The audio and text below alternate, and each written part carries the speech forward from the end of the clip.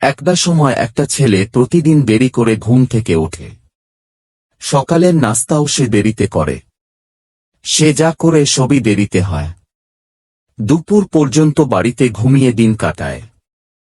সে এক উক্ত নামাজও পড়েন না। বিকেলে সে তার বন্ধুদের সাথে আড্ডা দিতে বের হয় এবং রাত 12টায় বাসায় ফিরে। এই ছিল তার প্রতিদিনের রুটিন।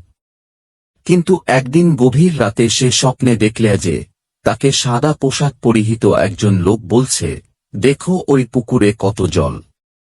সেও দেখল পুকুরে জল দিয়ে থই থই করছে। তারপর সে তার দিকে তাকায়। সে বলল, আবার পুকুরের দিকে তাকাও, কি দেখছো? পুকুরের জল শুকিয়ে গেছে, কোথাও এক ফোঁটা জলও নেই, তাই না?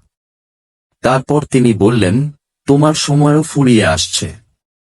এবং তারপর সে জেগে উঠল এবং তার চোখ দিয়ে অনেক অশ্রু বের হতে লাগল। সেই রাত থেকে ছেলেটি তার প্রভুর আদেশ পালনে আত্মনিয়োগ করল। তার জীবন আলোকিত হতে লাগল।